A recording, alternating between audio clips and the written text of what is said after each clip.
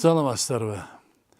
Биз бүгүн көркөм адабияттагы тарыхый жанр жөнүндө сөз кылалы деп турабыз.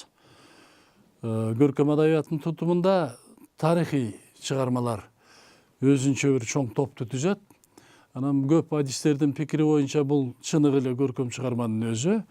Ал эми бир топ адистердин пикири боюнча тескерисинче ошол көркөм прозадагы башкалардан кескин айырмаланган өзүнчө топту түзгөн, баягы орусча айтканда жанровый разновидности деп коет деген чыгармалардын катарына кирет да. Анан бардык адистер ошо тарыхый деп аталган чыгармалар ириде ушул көркөм адабияттын талаптарына жооп берген чыгарма болуш керек деп эсептешет да. Көркөм адабиятыбызга коюлган талаптардын дээрлик бардыгы ушул тарыхый жанрдагы чыгармаларга деле коюлат. Демек, ал башка көркөм адабий чыгармалар сыяктуу эле окурманга эмоционалдык таасир берип, аны кайсы бир идеалдарга тарбиялап, же жөнөкөй сөз менен айтканда, жакшы деген эмне, жаман деген эмне деген сыяктуу маселелердин тег жайын түшүндүрүп, андан кийин тарых жөнүндөгү маселе экинчи планда туруш керек деп эсептеп жүрүшөт да. Эми тарых дегенибиздин өзү кайсы эл болбосун дайым анын кызыкчылыгын жаратып келген көрүнүш болуп эсептелет да. Кайсыган эл болбосун өзүнүн тарыхын билгиси келет. Ата бабасынын баскан жолун, алар баштан кечирген түркүн окуяларды, ошол элди алга сүрөп, бирде жеңип, бирде жеңилип дегендей түрдүү мүшкүл замандарды баштан кечирип келип, ошол элдин ар кандай чарбачылык, согуштук, маданий жана башка иш аракеттерине жетекчилик кылып келген белгилүү адамдардын тег жайын дегендей билгиси келет да. Бул мыйзам ченемдүү көрүнүш. Ошол эле учурда өзүнүн билимин өркүндөтүп, кругозорун кеңейтип, ошону бир алдыңкы деңгээлге жеткирүү аракетин көргөн адамдар, окурмандар дейбизби, башка элдердин дагы, кошуна болобу, алыспы, жакынбы дегендей башка элдердин дагы тарыхын билүүгө кызыктар болуп келген да. Бул дагы табигый көрүнүш. Анан ушундай себептерден улам тарыхый чыгармалар эзелтеден баштап эле жазыла баштаган десек болот. Буга биз мисал катары байыркы грек, Рим адабиятын, байыркы индус, Кытай, Япон адабиятынан жана башка толгон элдердин адабияттарынан мисал келтирсек болот да. Жазуу сызуусу өнүгүп, жүздөгөн, миңдеген жылдарды камтып калган элдерде бул багытта аябагандай көп маалыматтар топтолуп калган да. Анан ошолордун негизинде акырындап кийинчерээк ушул көркөм сөз калемгерлери ошол тарыхый материалдарды кайра иштетүүдөн өткөрүп, ошону өз окурмандарына көркөм эстетикалык жогорку даражада тартуулоо аракетин көрүп келишкен да. Ал эми кыргыз, казак сыяктуу көчмөн элдерде жазуу, сызуу дегенибиз же болбосо басма иштери өнүкпөгөндүктөн мындай маалыматтардын көпчүлүгү элдин эсинде оозеки формада сакталып келген. Санжыра, уламыш, легенда формасында айтылып келген да. Бирок бул көчмөн элдердин бир өзгөчөлүгү бар. Ошол санжыраларда, уламыштарда айтылган тарыхый маалыматтарды чып-чыргасын коротпой дегендей улам кийинки муундарга жеткирип, ошол жаштар кийинки өсүп келе жаткан келечек муун дегенибиз ошол өзүнүн ата бабасынын тарыхын, элдин, жердин тарыхын, ошол элибиз башынан өткөргөн кайгылуу, кубанычтуу ар кандай нерселердин баарынан кабардар болуп турушу керек деп эсептешкен. Бул ошол адамдын акыл эсин калыптандыруунун бир каражаты катары каралган да. Анан эми тарыхый чыгармалардын тарыхы деп койсок болот өтө узак. Анын баарын айтып отурбай эле ушу тарыхый жанр көркөм адабияттын мындай толук талаптарына жооп берген көрүнүш катары качан калыптанды деген маселеге келели да. Муну биз көбүнчө дүйнөдөгү көп адистердин баягы бирдиктүү пикири боюнча англиялык же болбосо шотландиялык жазуучу Вальтер Скоттон алып жүрөбүз. Вальтер Скоттун Роб Рой, Айвенга, Пуритандар, Антикварий, Уеверли сыяктуу бир катар романдары мына ушул тарыхый жанрдын баягы толук формада көркөм адабияттын бийик талаптарына жооп берген деңгээлде алып чыккан автор катары эсептешет да. Андан кийин буга Вальтер Скоттун романдары албетте ошол кийинки дүйнөлүк адабияттагы тарыхый жанрдан өнүгүшүнө, тигил же бул элдердин улуттук адабиятында ошонун салттарынын калыптанышына тикелей таасир берген. Бул жөнүндө өз кезегинде мисалы үчүн Пушкин, Лермонтов, Белинский өзгөчө көп кайрылган, өтө жогору баалашкан да.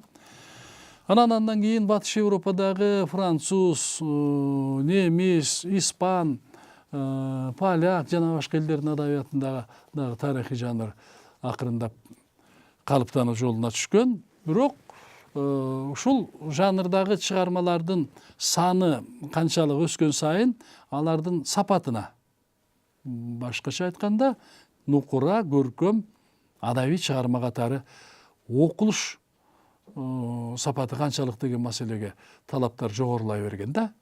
Анан натыйжада бул тарыхый жанрдын ичара түрлөрү дагы пайдалуу боло баштаган. Мисалы үчүн азыр эле биз сөз кылган Вальтер Скоттун чыгармачылыгында тарыхый маалыматтардын тактыгы сакталат.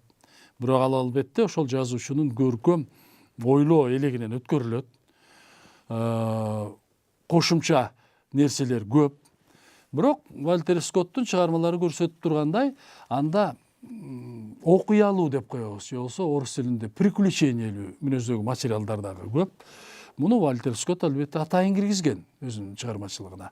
Себеби ошол жазылган чыгарма окурман тарабынан өтө кызыгуу менен кабыл алынып, кызыгуу менен окулушу керек деген маселе. Бул салт кийин деле улантылган. Мисалы үчүн француз адабиятындагы Александр Дюманын чыгармачылыгында бул окуялуулук аябай арбын. Тарыхый негиз бар. Анын жанагы биз жалпыбыз кызыгып окуп жүргөн Үч мушкетер, граф Монте-Кристо, графиня де Монсоро, Кара роза деген сыяктуу чыгармалардын баардыгында тарыхый негиз болгону менен Александр Дюманын ушул эле романдарында жанагы окуялуулук, окуяны кубалоо, ошонун кызыктуулугун арттыруу деген маселе алдыңкы планга чыгып кеткен да.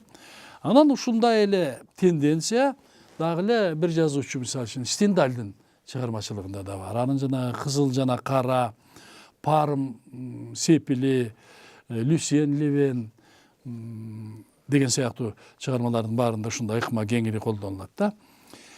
Анан бара-бара бул тарыхый жанрдын ички маңызы, ошол чыгарманы жазган автор басым койгон, же болбосо окурманга жеткирүү максатын көздөп, ошого кеңирээк көңүл бурган нерселердин чөйрөсү дагы улам кеңейе берген да.